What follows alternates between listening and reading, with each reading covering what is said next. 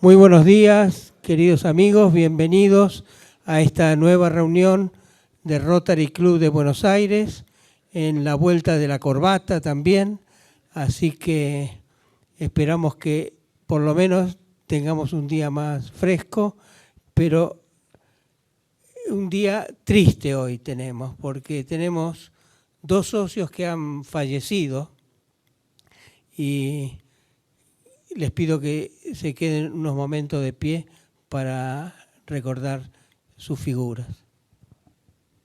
Oscar Cooper falleció en esta ciudad a los 98 años. Estaba casado con Esther Rosenberg y tenía 3 hijos. Ingresó al club el 9 de diciembre de 1992 en la clasificación Obra Sanitaria y Ambiental. Su padrino fue don Luis María Guastavino. Como ustedes recordarán, Oscar ha estado presente en todos los últimos almuerzos, incluso ha pedido ser orador para contar su experiencia, de manera que tenemos de él un recuerdo muy vivo y perdurable de su total capacidad de acción a los 98 años. Oscar era licenciado en Química, egresado de la Facultad de Ciencias Exactas de la Universidad de Buenos Aires en el año 1949. Obtuvo su doctorado en Química en 1952. La tesis fue iniciada en 1950 a solicitud personal del doctor Gerard Domac, Premio Nobel en Medicina 1950, a efecto de sintetizar un compuesto químico destinado a la campaña contra la tuberculosis. Se desempeñó en Colgate-Palmolive, PET Sociedad Anónima, Sherwin-Williams, Laboratorio Dr. Sappi. En el ámbito de la consultoría se desempeñó en la Sociedad de Ingeniería Tecnológica e Inversiones. En la empresa de saneamiento ambiental hidráulica Mileto Sociedad Anónima, Tecnología de Agua Sociedad Anónima, fue presidente de la Cámara de Comercio Argentino-Danesa, cónsul honorario de Dinamarca en la República Argentina. La Secretaría de Ambiente de la Nación le otorgó el certificado de operador de residuos peligrosos. Dictó conferencias en Lyon, Barcelona, Madrid, Santiago de Compostela, Londres y Bruselas. En cooperación con DDS Kreuer de Dinamarca, instala una fábrica de jarabe de fructuosa en Villa Mercedes, provincia de San Luis. También en cooperación con Fayol de Grenoble, instala una planta para la destrucción de derivados clorados en Río Tercero, Córdoba. La otra pérdida que tuvimos es el doctor César Gota. César Gota falleció en esta ciudad el 18 de marzo, creo que los dos han fallecido el mismo día. Estaba casado con Giselle Crey, tenía 3 hijos y 8 nietos. Ingresó al club el 30 de noviembre de 2016 en la clasificación Medicina Diagnóstico por Imágenes. Su padrino fue don Gustavo Piantoni. César era médico y médico radiólogo universitario. Se graduó en la UBA a los 23 años. Desarrolló su carrera en los hospitales Rawson y Ramos Mejía de Buenos Aires, dedicándose específicamente a la radiología abdominal y particularmente del tubo digestivo, siendo de los primeros en introducir la técnica de doble contraste en Argentina y en Sudamérica. Fue presidente de la Asociación Argentina de Radiología y presidente de la Asociación Argentina de Humanismo Médico. Formó parte del capítulo de Historia y Humanidades Médicas de la Sociedad Argentina de Radiología. Fue profesor titular de la Cátedra de Radiología de la Universidad de El Salvador. En 1980 fundó el Centro de Diagnóstico Médico, donde desarrolló su profesión hasta el 2011. Fue coleccionista de fotografía y de grabaciones musicales antiguas. En el año de nuestro centenario se llevó a cabo una exposición de sus fotografías en la Asociación Médica Argentina. Escribió 5 libros de fotografías y expuso en múltiples oportunidades. En recuerdo de nuestros socios, les pido unos instantes de silencio.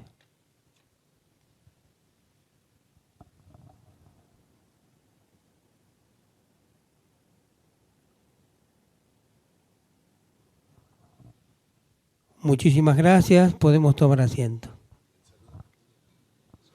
Perdón. Gracias. Vamos a proceder al saludo a las banderas. La bandera argentina, la bandera de la Ciudad de Buenos Aires y la bandera rotaria.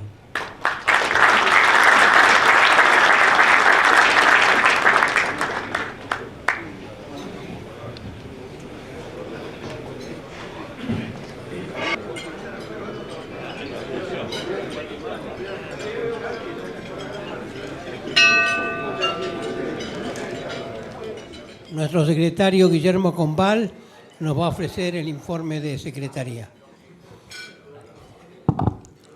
Muy buenos días. Triste día por Cooper y por Gotha. Voy a dar este informe de secretaría. Señoras, invitados especiales, amigos rotarios, buenas tardes. Preside esta reunión del miércoles 22 de marzo nuestro amigo Jorge Grimpel. Nuestro invitado y orador de la fecha es el licenciado Fernando Estrafase, quien disertará sobre el mundo que le espera al próximo gobierno, estrategia global, integración y desarrollo. Asiste acompañado por Dolores Arrieta, directora de contenidos. El orador será presentado y entrevistado por la periodista Clara Mariño, quien también coordinará las preguntas que se le formulen. Los socios que así lo desean lo podrán hacer a través del WhatsApp que encuentren en el informe. Participan de la mesa cabecera el expresidente Adalberto Barbosa y los consocios Augusto Darget, Gabriela Starloa, Félix Devoto, Ricardo Lagorio, Juan Pablo Maglier. En una mesa especial, junto a integrantes de los capítulos de educación y médicos de Rotarios, se encuentran especialmente invitados el doctor Fernando González, coordinador del programa Hábitos Saludables de la Fundación Garrahan. Démosle una bienvenida.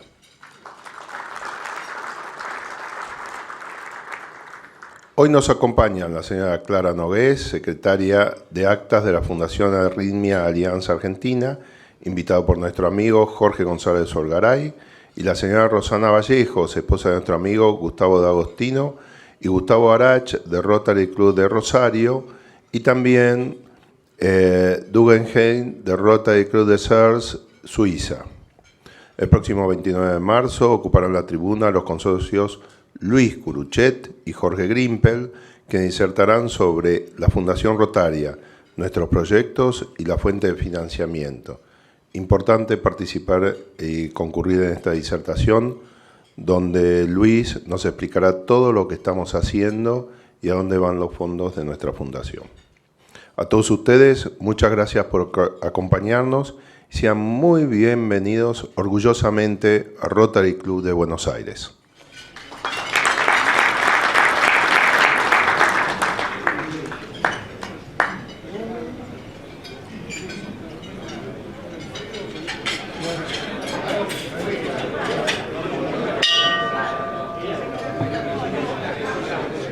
A continuación, Clara Mariño va a presentar a nuestro orador.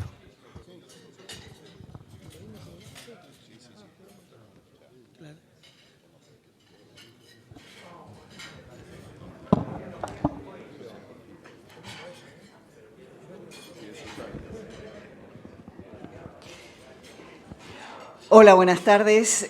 Nuestro orador de hoy es Fernando Estrafase, que desde el año 2015 es secretario general y de Relaciones Internacionales del Gobierno de la Ciudad de Buenos Aires. Es uno de los fundadores de CIPEC y fue director de esta institución entre el 2009 y el 2015. En el Banco Interamericano de Desarrollo en Washington, lideró proyectos de reforma institucional para 14 países de Latinoamérica. Tiene una maestría en políticas públicas de Harvard y es titular de la materia El proceso político de las políticas públicas en la Escuela de Gobierno de la Universidad Austral.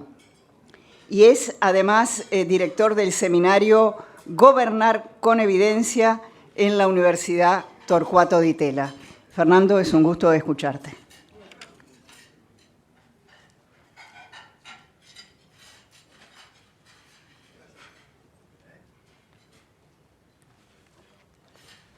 ¿Cómo les va? Buenas tardes. Un gran gusto estar aquí. Muy honrado, Clara, con la presentación. El desafío con esas presentaciones largas es que uno tiene más pasado que futuro al terminar la presentación, pero de verdad muy, muy honrado. Les cuento que algo que me pasó apenas tuve el honor, de parte de Clara, de recibir esta invitación.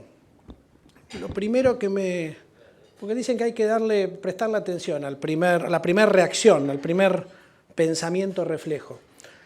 En mi caso, cuando recibí la invitación para venir a esta reunión del Rotary, lo primero que me vino a la cabeza fue un profesor que tuve en Harvard, que se llama Robert Putnam, que escribió varios libros, algunos de ellos bestsellers internacionales, sobre capital social, sobre el rol del capital social en las democracias que funcionan, que logran manufacturar políticas de largo plazo, que integran intereses. Él lo definía como esas relaciones interpersonales, ese tejido interpersonal que no depende de lazos de sangre, porque justamente escribió un libro que se llama Haciendo que la democracia funcione, donde compara los distintos niveles de capital social, por ejemplo, en Italia del Norte y en Italia del Sur. Y él dice, y yo soy de Calabria, para empezar. Dice, en el sur de Italia existe un tipo de capital social, pero está mucho más basado en clanes familiares y lazos de sangre que funcionan como una suerte de zona de exclusión también de la posibilidad de plantearse objetivos de largo plazo con otros que no pertenezcan a esos grupos. Así que cuando me invitaron a esta sesión, dije, el Rotary es un gran ejemplo, de muchas décadas, de capital social en la Argentina, que hace que personas de distintas profesiones, en algunos casos orígenes también, puedan articularse en torno a objetivos comunes que en general siempre tienen que ver con el bienestar general. Así que eso fue lo primero que me pasó. Lo segundo que me pasó es que apenas se hizo pública la invitación, empecé a recibir un gran número de avisos de que iban a participar o que no podían, de grandes amigos que no sabía que formaban parte del Rotary, y lo cual también me sorprendió muchísimo, muchos de los cuales están acá, seguro voy a cometer alguna injusticia, pero Ricardo Lagorio, Juan Pablo Maglier,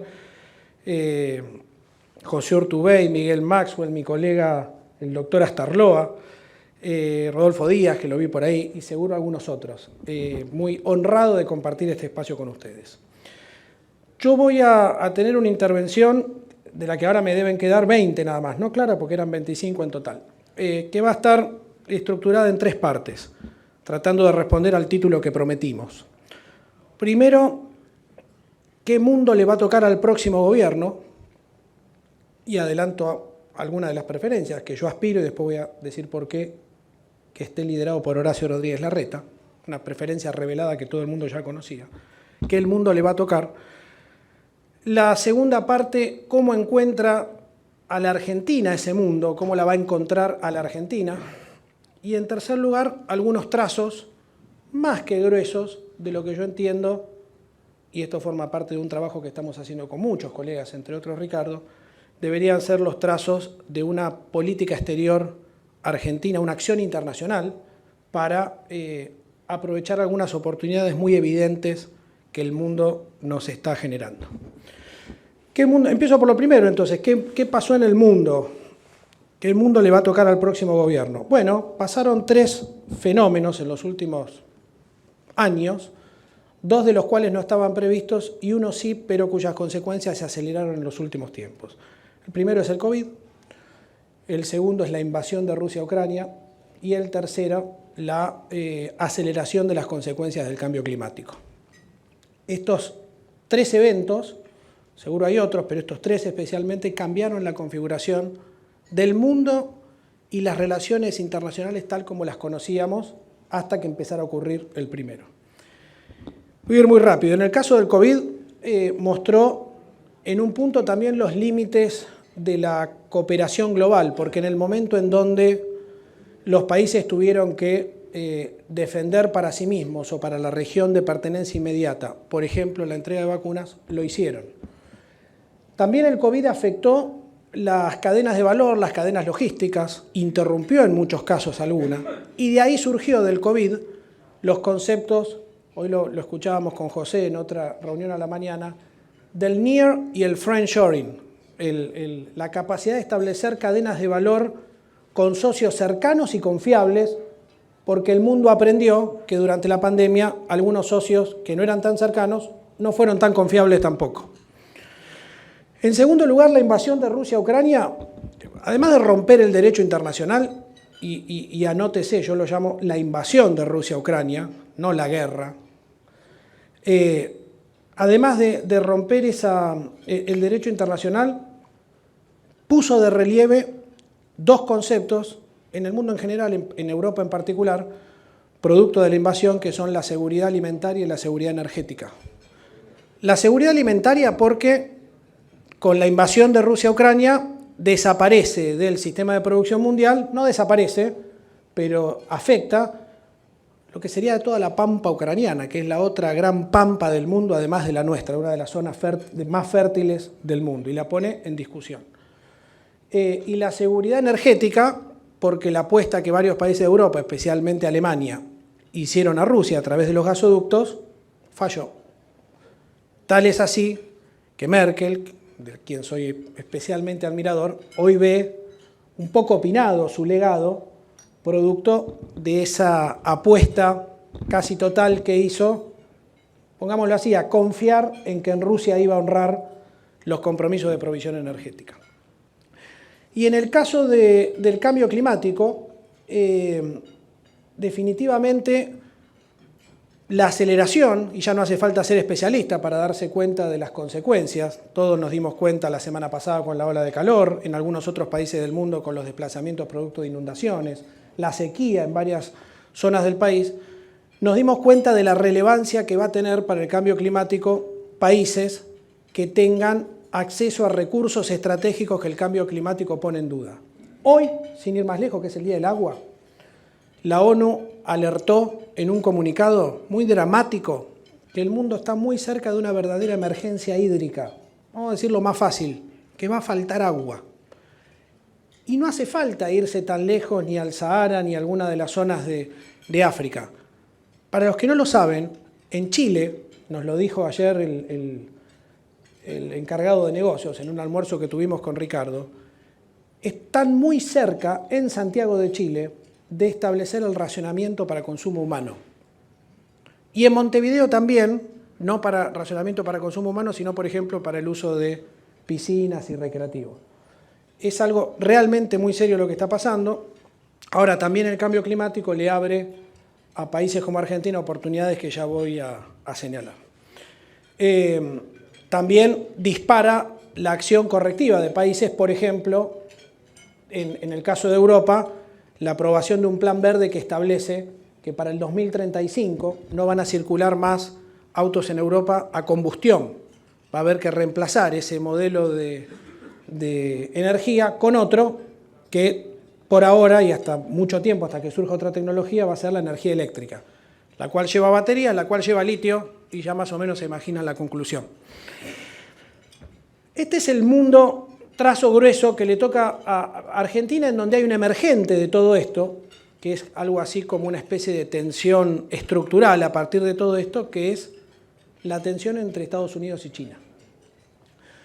Hoy, de hecho, termina un hecho muy importante en la geopolítica mundial, que es la reunión de Xi Jinping, la visita de Xi Jinping a Rusia y el encuentro con Putin, claramente reafirmando que ahí hay uno de los polos con aspiración hegemónica, siendo Estados Unidos el otro, activado justamente a partir, yo creo, del error de cálculo que fue para Putin entrar en Ucrania, no habiendo previsto que se iba a encontrar con un liderazgo como el de Zelensky. Noah Harari, el autor de Homo Sapiens, dice: Ucrania no tenía un mito fundante de nación muy firme hasta que Putin se los dio con la invasión. Y el otro día el embajador ucraniano, que llegó hace poco a la Argentina, nos decía, ¿saben cuál es el primer brindis que se hace ahora en Ucrania? Así como nosotros decimos salud, ellos dicen por la victoria. Putin no previó encontrarse con este liderazgo, ni tampoco con la resolución de un presidente de Estados Unidos al que creía, digamos, sin la energía política necesaria para liderar la coalición global que lideró. Esta tensión para Argentina es especialmente importante saber navegarla. ¿Cómo entro en la segunda parte de mi... Y anda marcándome, Clara, cuánto me queda. ¿Cómo encuentra la Argentina esta situación? Yo digo que lo encuentra con un umbral muy bajo de confianza internacional. Una serie de situaciones han puesto en los últimos 3 años a nuestro país en una posición relativa muy débil como actor internacional, en una posición de consumidor neto de crédito de estabilidad internacional, es decir, no estamos aportando, sino que estamos consumiendo, producto de varias cosas, en algunos casos, desde mi punto de vista, por supuesto, subjetivo, atribuibles a la mala praxis en política exterior del actual gobierno nacional. Para empezar, una mala praxis basada en la inconsistencia. Es muy difícil organizar un foro de derechos humanos mientras invitamos o tenemos relaciones con dictaduras de la región como Cuba, Nicaragua y Venezuela, que los violan sistemáticamente. Una política exterior ideologizada que nubla el criterio. Ideologizada quiere decir en donde prima el prejuicio ideológico más que el interés nacional específico. Esta es la razón, por ejemplo, por la cual Argentina dudó durante algún tiempo de llamar invasión a la invasión de Rusia a Ucrania.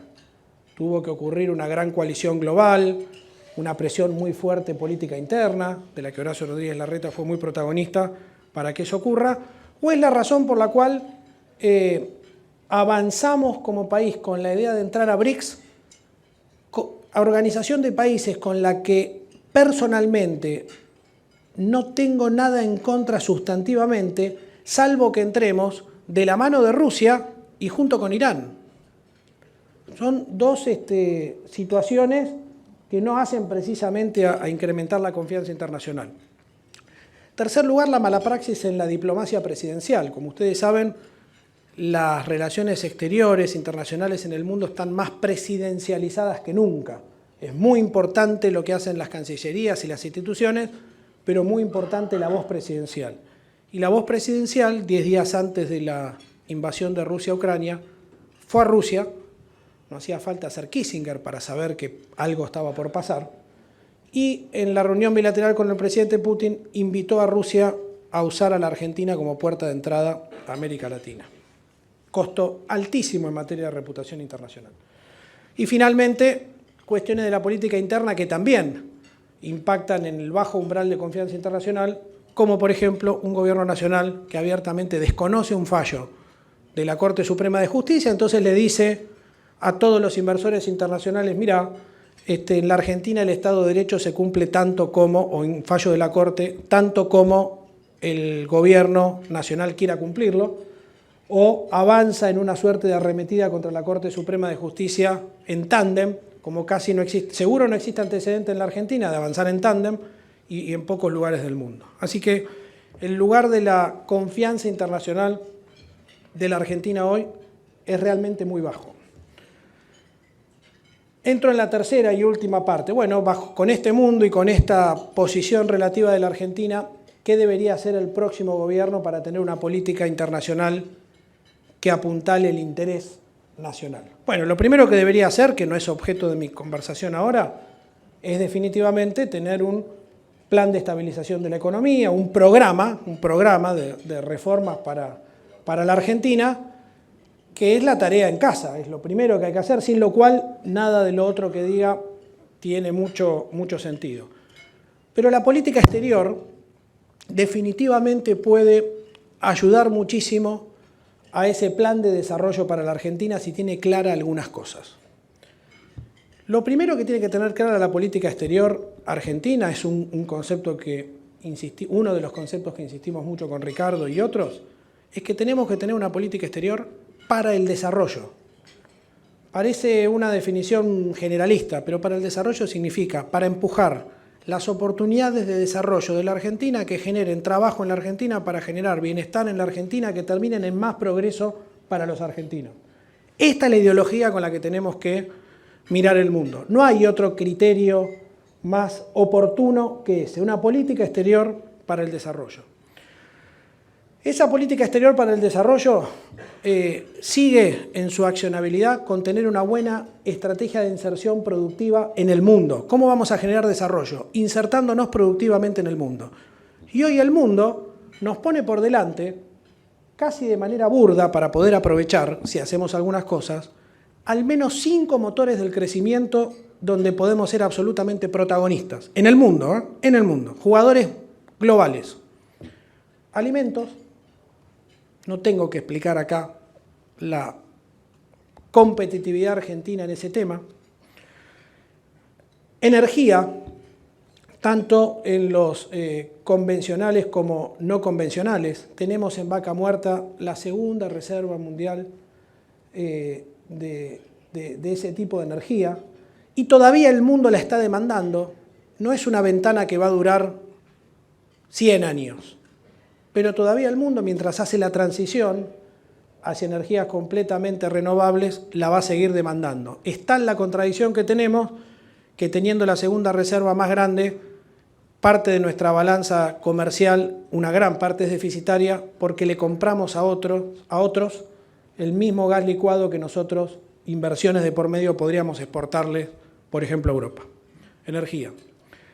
Minería, tercer motor del crecimiento. Esas baterías que van a llevar los autos eléctricos requieren litio y Catamarca, Salta y Jujuy componen como 3 provincias argentinas el triángulo del norte del litio que Argentina conforma junto con Bolivia y Chile y hoy es uno de los recursos estratégicos sobre los cuales más expectativa hay en el mundo. Y además del litio, definitivamente el oro blanco de estos tiempos, como se dice, está de este lado de la cordillera esperando el mismo cobre, está del otro lado de la cordillera, esperando que alguien con inversiones y marco de sustentabilidad lo saque. Y está el oro y plata en Santa Cruz, que estaba esta semana, y algunos otros minerales. Definitivamente ahí hay una oportunidad. Hoy me cuesta mucho. Turismo, cuarto motor de crecimiento. Somos una región de paz y por eso es tan importante tener una posición muy clara sobre democracia y derechos humanos en la región. Una región de paz a contraestación de algunos de los países principales emisores, no falta conectividad. No se puede llegar a la Argentina en general si no es en avión. Y todavía hoy no podemos recuperar el mismo nivel de conectividad internacional que teníamos antes de la pandemia. Y el quinto motor del crecimiento, industrias basadas en el conocimiento, en donde la Argentina, por suerte, tiene a lo largo del país distintas hubs o clústeres de conocimiento que dan lugar, por ejemplo, a muchísimas empresas basadas en tecnología. Estos motores, junto con la industria existente, algunos protagonistas acá presentes, que ya tiene competitividad, pueden poner a la Argentina en un lugar de integración productiva global. Entonces ahora, para terminar en 2 minutos, voy a listar una serie de componentes de lo que nosotros creemos debiera ser el conjunto de prioridades de la acción internacional de la Argentina tendientes a generar un verdadero shock de confianza internacional y a generar condiciones para que estos motores del crecimiento exploten de tal manera que calculamos en aproximadamente 4 a 6 años podríamos duplicar las exportaciones argentinas, que son muy bajas. Argentina tiene exportaciones por aproximadamente el 18% del PIB, en Chile lo dobla, en Brasil casi lo triplica. Es muy baja. En 4 o 6 años podríamos duplicar las exportaciones. Voy a hacer un listado y no voy a poder profundizar ninguno de ellos. Fortalecer la relación con Brasil, absolutamente estratégica y no puede depender de la familia ideológica de quienes gobiernan. Renovar, relanzar el Mercosur. Ayer hablábamos con el embajador de Paraguay sobre hidrovía, con Chile tenemos que hablar de la salida al Pacífico. Avanzar con el acuerdo Unión Europea-Mercosur, por lo menos hacer lo que nosotros podamos hacer, esperando a que Europa, producto de la nueva geopolítica, encuentre más incentivos para aprobarlo. Entrar definitivamente a la OSD, ese sello de calidad que nos puede dar pertenecer a ese marco de políticas. Nuevo rol para las Fuerzas Armadas Argentinas en misiones de paz, entrenándonos con los socios adecuados en el mundo y obteniendo equipamiento también de los socios adecuados. Ninguna duda de que tenemos que en la región latinoamericana tener un posicionamiento clarísimo, sin peros, sobre la democracia y los derechos humanos, por convicción y por conveniencia. Por convicción porque nuestra historia así lo indica y por conveniencia porque pertenecer a un continente democrático hacia las condiciones de competitividad de nuestro modelo de desarrollo. Voy más rápido. Prestarle muchísima atención a nuestro Atlántico Sur porque es el camino también hacia la Antártida, gran protagonista de la política exterior de los próximos 50 años, porque allí está ocurriendo cierta depredación de nuestros recursos en la milla 201 y ahora cobra todavía más relevancia a partir de la obtención del respaldo internacional, del derecho internacional para la plataforma continental. Orientar la acción comercial internacional de Argentina hacia el sudeste asiático. Allí están, contrario al conocimiento o intuición de algunos, las mejores oportunidades para Argentina. Vietnam hoy es el principal proveedor de un superávit comercial para la Argentina. Vietnam, Indonesia, Malasia. Y avanzar también en algunas cuestiones de poder blando que para Argentina son claves. Cambio climático, cuestiones de energía nuclear para uso pacífico, donde Argentina tiene un protagonismo mundial y por eso Rafael Grossi, entre otras cosas, es presidente de la Autoridad Nuclear Mundial, y algunos otros temas que después los voy a desarrollar para honrar el tiempo que Clara me dio. Me quedo a hablar un poquito de China y también del liderazgo que yo creo se necesita para esta hora, pero lo espero a las preguntas de Clara. Muchas gracias.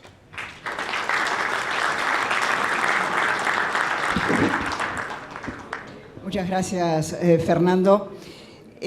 La primera pregunta sería la siguiente. Has enumerado una serie de objetivos para el próximo gobierno y lo que revela esto es la magnitud de las reformas que la Argentina va a necesitar para concretarlos. Desde el punto de vista electoral, pensemos en el mes de octubre, ¿qué triunfo debería producirse desde el punto de vista político para que estas medidas y estos objetivos puedan cumplirse? Es decir, hablando con gente de Juntos por el Cambio, me decían, no nos alcanza un 50 o 51 a 49, se necesita un triunfo contundente para poder asumir estos cambios. Quisiera saber si usted coincide o no con esto. Gracias, Clara. Horacio Rodríguez Larreta tiene una frase parecida, quizás hablaste con alguno del equipo de él, que es muy gráfica. Dice, en la Argentina, casi como en cualquier país del mundo, obteniendo el 50% de los votos, uno es presidente. Pero en la Argentina, dice Horacio, eso que te alcanza para ganar, no te alcanza para gobernar, dada la magnitud de las reformas que hay que llevar adelante en la Argentina. Y sobre todo, para llevarlas adelante, que significa no solo aprobarlas, lograr aprobarlas en algún momento, sino que duren en el tiempo, que no sean fácilmente reversibles, porque en el 2017, toneladas de piedra mediante, nosotros pudimos aprobar durante nuestro gobierno de Mauricio Macri la reforma previsional por un par de votos a la mañana, pero 2 años después la revirtieron con otra mayoría circunstancial. Entonces, para que el cambio sea duradero, se necesita una mayoría más amplia. Como es muy difícil en una elección sacar una mayoría más amplia que vaya mucho más del 50, que no pasa casi en cualquier democracia competitiva del mundo, hay que preguntarse de dónde va a salir ese apoyo adicional al más menos 50 que uno logra en una elección. Y ahí es donde Horacio Rodríguez Larreta está planteando lo que yo creo es la disrupción más grande de la política argentina desde que la democracia retornó en el 83. armar una suerte de gran coalición, como hicieron muchos países en ese sentido, no estamos inventando nada, lo hizo Merkel en Alemania, Fernando Henrique Cardoso en Brasil, la concertación chilena y otros países, por ejemplo Portugal en Europa, que detrás de un programa de desarrollo se ponga de acuerdo. Y se ponga de acuerdo en integrar un gobierno, no apoyando determinada ley en el Congreso contra una ruta en la provincia que ponen los diputados. Venga a integrar el gobierno. Esta suerte de gobierno de gran coalición a partir de un programa común es definitivamente una disrupción en la política argentina. Y cuando le preguntan a Horacio, ¿y va a tener éxito? Horacio dice, miren, no puedo asegurar el 100% de probabilidad de éxito, porque es muy difícil.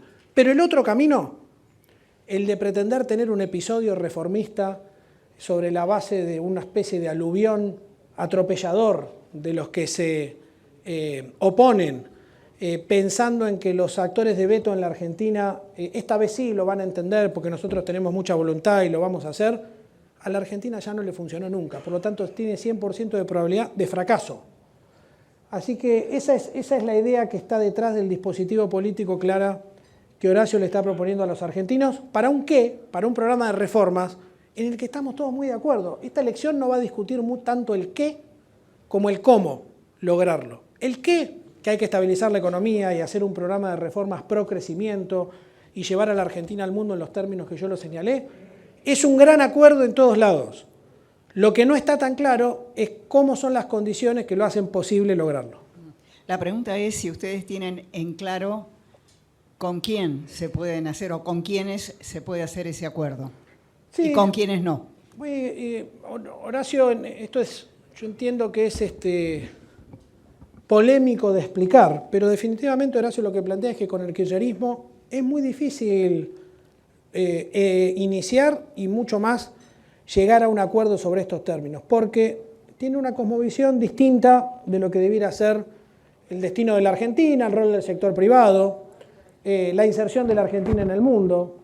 Mientras el kirchnerismo cree que Venezuela o Nicaragua o Cuba son un gobierno de pleno derecho democrático, es muy difícil encontrar algún acuerdo. Entonces, pero al mismo tiempo, entre comillas, la buena noticia es que son una minoría. Son una minoría que puede llegar al 20-25% de las voluntades de los argentinos. Hay otra gran mayoría del sistema político, de hecho algunas provincias gobernadas por otro signo político, que piensan en una Argentina moderna y con las cuales se puede dialogar.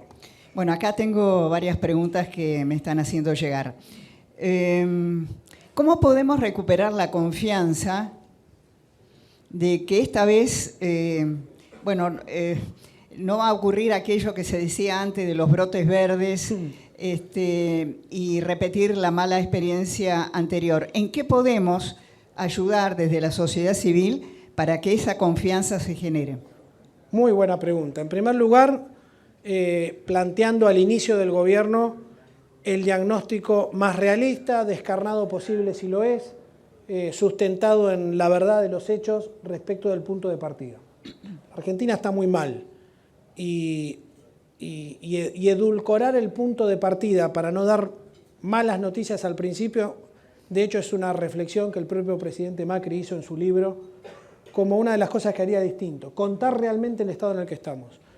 En segundo lugar, hablar muy en serio de aquí a la elección de lo que va a requerir salir de esta mediocridad. Y hablar muy en serio significa evitar cualquier atajo discursivo, facilismo de soluciones, decir que de la noche a la mañana con 2 o 3 medidas esto se va a arreglar, pensar que es solamente un problema de gritar fuerte o tener mucha convicción. No, ¿saben qué? Va a llevar tiempo. Tanto tiempo va a llevar que la medida con la cual Horacio define una buena performance para su posible gobierno es no necesariamente terminar toda la tarea que empezó, sino ser el punto de inflexión en un momento de la Argentina que después es continuado por otros gobiernos. Ahí la mesa sabe más de lo que yo sé, seguro. Entonces, esta es la medida de performance que Horacio se plantea para su gobierno. Ser un punto de inflexión en la historia que haga que los gobiernos subsiguientes lo continúen. ¿Saben desde cuánto hace este es un espacio muy apegado a la historia, seguro. ¿Cuánto hace que la Argentina no tiene 3 buenos gobiernos democráticos seguidos, como le pasó a Fernando Enrique Cardoso con Lula, los de la Concertación en Uruguay? Por ahí lo escuché. Desde mi punto de vista, las 3 presidencias históricas, Mitre, Sarmiento, Avellaneda. Para algunos otros, los 2 gobiernos de Irigoyen y el Alvear, podemos discutir. En cualquiera de los 2 casos, hace más de 100 años que Argentina no enhebra 3 buenos gobiernos seguidos. Y la historia te indica que esos países que lograron el punto de inflexión, como lo lograron muchos en Europa o incluso en América Latina, requirieron 3 buenos gobiernos para consolidar ese cambio. Y si dentro de esos 3 buenos gobiernos hubo alternancia, todavía más resiliente el cambio, porque se bancó el cambio de la alternancia. La Argentina necesita 3 buenos gobiernos seguidos. ¿Cómo se vincula la problemática del litio con la ley o el proyecto de ley de humedades y el código de minería? ¿Cómo conseguir seguridad jurídica para la explotación del litio? Gran pregunta también. La Argentina tiene que arbitrar de manera virtuosa, y puede hacerlo, el compromiso con una problemática global, como es el cambio climático, con su imperativo de desarrollo. La pregunta, estoy seguro, yo no soy especialista en ninguna de las cosas puntuales que me están preguntando, pero entiendo claramente que mientras el mundo desarrollado, el que ya emitió, entre comillas, le pide al mundo en desarrollo que no emita para no seguir agravando el problema, el mundo en desarrollo tiene que encontrar un equilibrio de producción sostenible que no le impida poder crecer con sus recursos. Por eso en materia de cambio climático en el mundo se habla de responsabilidades compartidas y acciones diferenciadas, porque no da lo mismo estar en el hemisferio norte y tener incluso el financiamiento para hacer la transición a los autos eléctricos, que estar en el hemisferio sur, en donde a nosotros, en la ciudad, nos encantaría que todos los colectivos fueran eléctricos, pero un colectivo eléctrico vale más o menos 2 veces lo que vale un colectivo a combustión, y este es un país sin crédito y con una tarifa de colectivo que ya saben lo que vale, que no permite repagar la inversión. Entonces, nuestras leyes de conservación del medio ambiente tienen que arbitrarse de manera virtuosa con nuestra necesidad imperiosa de desarrollarnos y crecer. ¿Cuál debería ser nuestra relación con China? Una potencia en crecimiento constante, pero al mismo tiempo mantener el equilibrio con Occidente. A mí me clarificó, teníamos una posición, por supuesto, pero me lo clarificó mucho un viaje que hicimos con Horacio a Estados Unidos en diciembre y tuvimos reuniones de altísimo nivel, en donde de manera consistente todos nos dijeron, nos reafirmaron la idea de que con China, igual que los Estados Unidos, Argentina tiene una altísima complementariedad económica. Para decirlo más fácil, China puede comprar muchas de las cosas que Argentina tiene para vender. En algunos casos mucho más que Estados Unidos incluso. Y por lo tanto si creemos que la política exterior tiene que estar orientada al desarrollo, no nos podemos perder la oportunidad de hacer negocios con China. Y nadie nos va a pedir eso tampoco, ni siquiera Estados Unidos. Pero mientras esto transcurre, hay que tener claro algunos temas también, en donde cuestiones como la soberanía, la seguridad nacional, la seguridad hemisférica, son también importantes. Entonces yo nos pregunto a todos nosotros, si ante la posibilidad de establecer una base de apoyo logístico para la Antártida en Tierra del Fuego, tenemos una opción que puede ser China, que levanta inmediatamente las alertas de todo el mundo, incluyendo de Gran Bretaña, para quedarse en Malvinas. No por custodiar las Malvinas, sino por custodiar la futura entrada a la Antártida. O tenemos opciones mucho más multilaterales con capital argentino y demás. Eso es una suerte de línea, no sé si llamarla línea roja, pero dilema importante a administrar. De la misma forma nuestro Atlántico Sur, si vemos que parte de la flota que están depredando tienen una bandera específica, no podemos dejar de cooperar con unos terceros estados para controlar juntos ese Atlántico Sur. Ahora, con China estos tipos de diálogo, que son algo así como conversaciones difíciles, hay que tenerlos con un nivel de consistencia y de seriedad que hagan que desde el primer día que iniciamos el diálogo sepan qué pueden esperar de la Argentina y qué no. La política internacional no es decirle a cada uno de los actores circunstanciales lo que quiere escuchar, porque prontito se te empiezan a cruzar el ganado, los mensajes, las preferencias.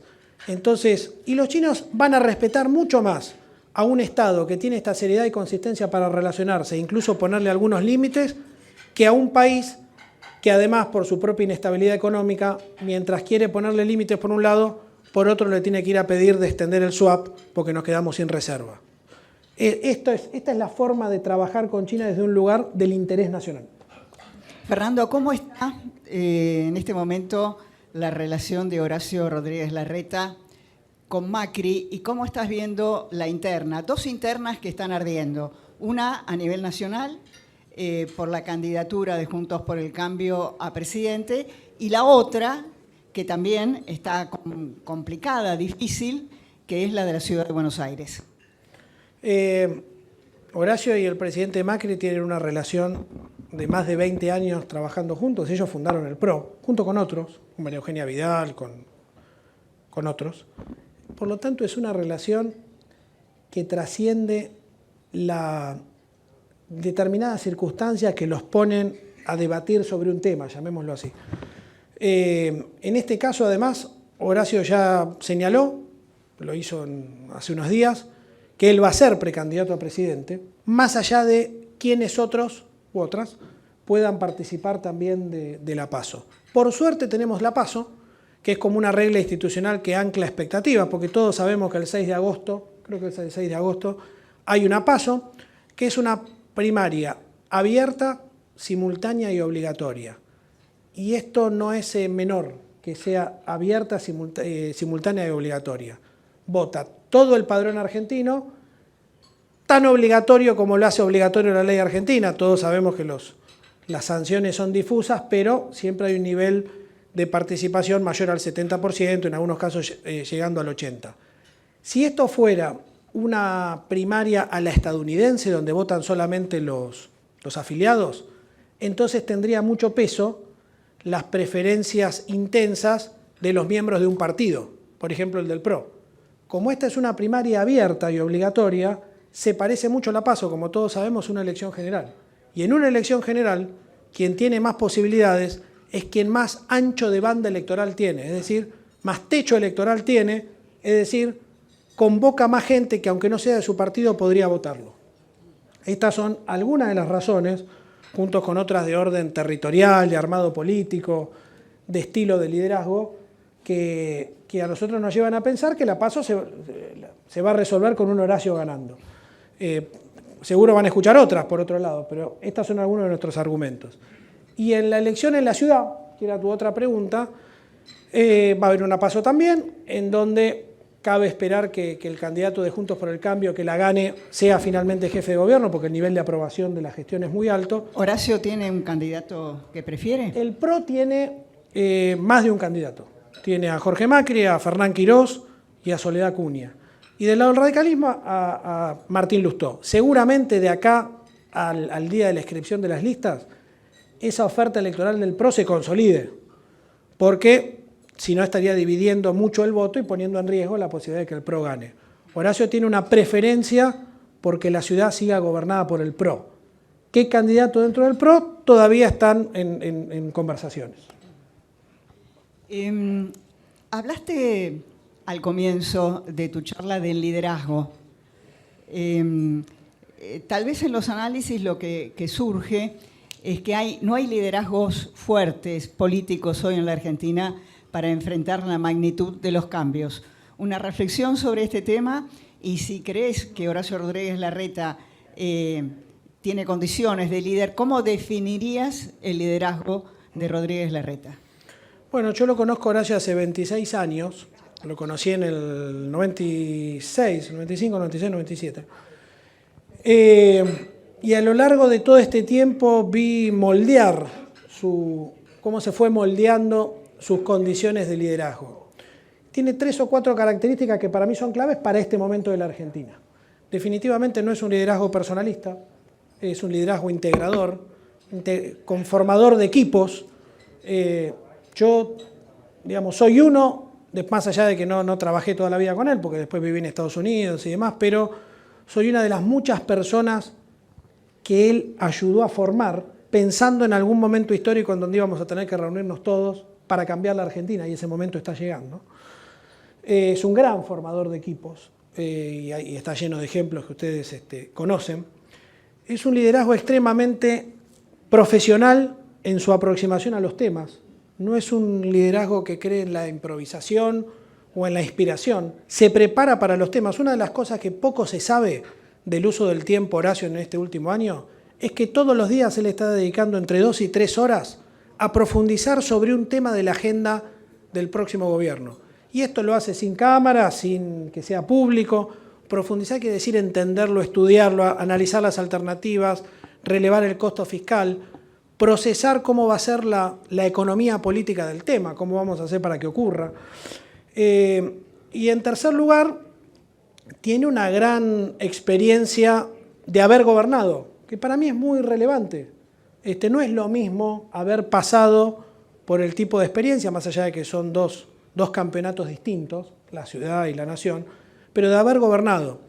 Y yo además le agrego a eso algo que es poco señalado, porque a ninguno nos gusta recordar un momento triste. Pero yo lo vi a Horacio gobernar la pandemia. Lo vi porque yo estaba al lado de él. Lo vi gobernar en términos de efectividad en tiempos de crisis. La pandemia fue una guerra sin destrucción de capital físico, una guerra global. Lo vi gobernar con un altísimo sentido ético. Él fue el primero que dijo, apenas salían las vacunas, nadie de este gobierno se va a vacunar hasta que nos toque el turno, dada la edad que tenemos. Lo vi hacer eso y lo vi defender, primero que nadie y hasta las últimas consecuencias, valores esenciales como eran las libertades y lo más importante de todo, ustedes les recordarán, la posibilidad de que los chicos primero salgan y después vayan a la escuela. Yo lo vi a él hacer eso. Eso a mí me terminó de confirmar que si hay un presidente que necesita a la Argentina un estilo de liderazgo, es Horacio. Fernando Estrafase, muchísimas gracias. Gracias, gracias. Bueno, agradecemos a nuestro disertante.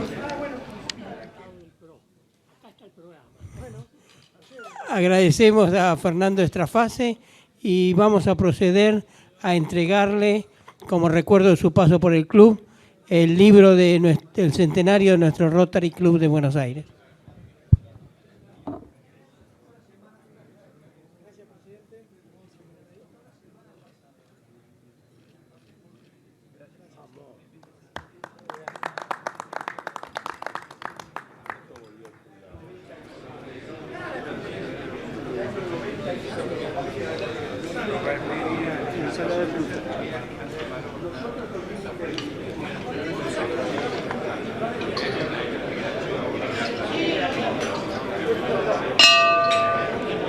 Bueno, muchas gracias a todos por participar de esta reunión.